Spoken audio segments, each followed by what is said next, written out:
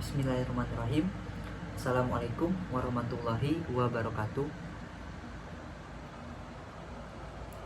Perkenalkan, nama saya Aiman Anwar dari program studi pendidikan kepelatihan kelas A angkatan 2021, pendidikan kepelatihan olahraga, Fakultas Ilmu Keolahragaan Universitas Negeri Yogyakarta, dengan nomor NIM saya 216-022-41044. Di video kali ini saya ingin memberi informasi serta menjelaskan tentang apa itu literasi dan apa yang sudah saya pelajari tentang materi literasi di semester 2 kali ini.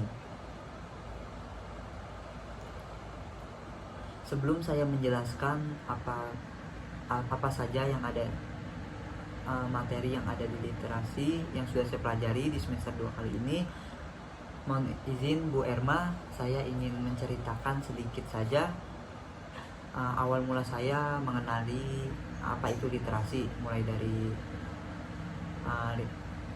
dari saya beranjak SD, SMP, SMA sampai saat ini kuliah ini.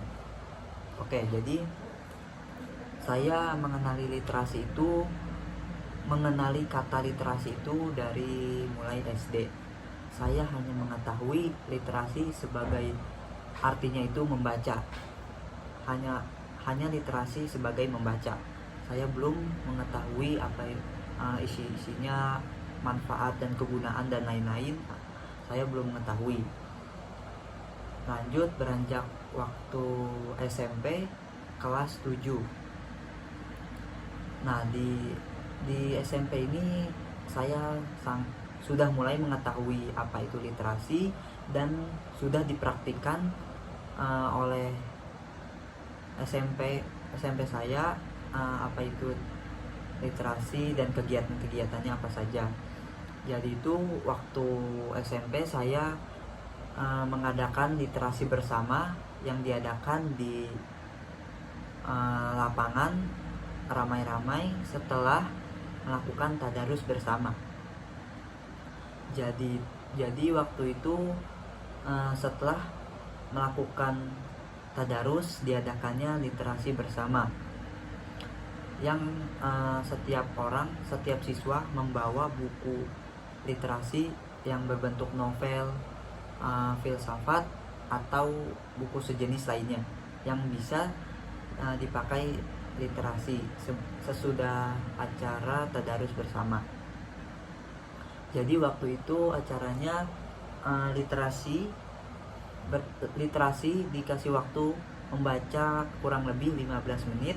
Kita semua siswa dikasih waktu untuk membaca 15 menit, apa itu membaca buku masing-masing. Setelah 15 menit guru yang di depan akan menunjuk beberapa siswa untuk maju ke depan, apa isi buku tersebut, tentang apa dan apa saja yang kamu pahami setelah membaca buku tersebut. Jadi menurut saya itu waktu SMP sangat bagus diadakannya literasi bersama-sama. Nah, itu juga untuk mengasah kita membaca dan mengasah kita untuk membaca dengan benar, dengan baik, serta menambah ilmu wawasan. Setelah itu ditunjuk beberapa orang untuk maju ke depan, lalu ditanya sedikit saja. Kenapa? Yang saya ingat itu waktu SMP saya pernah maju ke depan untuk diberitahu, ditanya apa saja yang kamu ketahui tentang literasi dan apa saja yang kamu ketahui tentang setelah membaca buku tersebut. Saya menjawab dengan lancar, dengan baik, karena saya baca literasi dengan cermat. Jadi waktu SMP itu seperti itu. tentang literasi, tentang kegiatan literasi, lanjut ke masa SMA. Dan masa SMA itu berbeda dengan masa SMP. Jadi SMA itu sebelum diadakannya jam mata pelajaran pertama, nah itu diadakannya literasi. Jadi kita diberi waktu 20 sampai 25 menit untuk membaca buku. Nah, setelah itu ada kertas yang disediakan oleh guru, lalu kita tulis resumenya. Jadi kita setelah membaca buku, kita tulis judul serta rangkuman yang telah kita baca tadi. Mungkin itu saja pengalaman yang saya sampaikan. Mohon maaf bila kurang jelas. Oke, kita lanjut ke materi yang akan saya sampaikan. Sedikit saja yang saya ingat tentang materi literasi di semester 2 kali ini. Waktu itu teman saya presentasi mengenai keberagaman di Indonesia. Saya tertarik dengan materi itu karena menurut saya saya suka tentang keberagaman yang ada di Indonesia. Banyak sekali keberagamannya. Menurut saya itu keberagaman adalah suatu kondisi yang terdapat bermacam-macam perbedaan di setiap individu maupun kelompok. Perbedaannya itu tidak mencakup gender saja, tetapi di bidang lain. Contohnya beragam di Indonesia itu banyak berbagai macam suku, budaya, ras, agama, dan lain-lain. Kita ambil contoh saja yang sangat menonjol, yaitu terdapat di perbedaan agama. Terdapat agama Islam, agama Kristen Protestan, Kristen Katolik, Hindu, Buddha, Konghucu, dan lain-lain. Lalu kita ke suku yang ada di Jawa. Itu ada suku Jawa, Sunda, dan kita beralih ke Sumatera itu yang terkenal ada suku Minang, Sumatera Barat, dan Sumatera Utara itu suku Batak. Dan di Kalimantan terkenal dengan suku Dayak yang sangat unik. Tetapi dari berbagai macam suku dan agama, tetapi kita tetap satu jua dan menjunjung tinggi simbolis kita, yaitu Bhinneka Tunggal Ika. Berbeda-beda tetapi tetap satu jua, satu tujuan untuk mencapai Indonesia yang lebih maju. Lalu contoh saja, saya dan teman saya juga berbeda-beda suku. Saya sendiri asal dari Jakarta, dan teman saya di sini, teman kuliah, lebih banyak suku Jawa. Saya di sini juga kurang mengerti bahasa Jawa, dan saya memberitahu kepada teman saya kalau berbicara memakai bahasa Indonesia saja. Tetapi saya di sini juga belajar bahasa Jawa agar bisa paham keseharian-harian saya di sini. Lalu teman saya juga ada berbeda agama, dia agama Kristen. Kita saling jaga, kita saling menghargai, toleransi tinggi.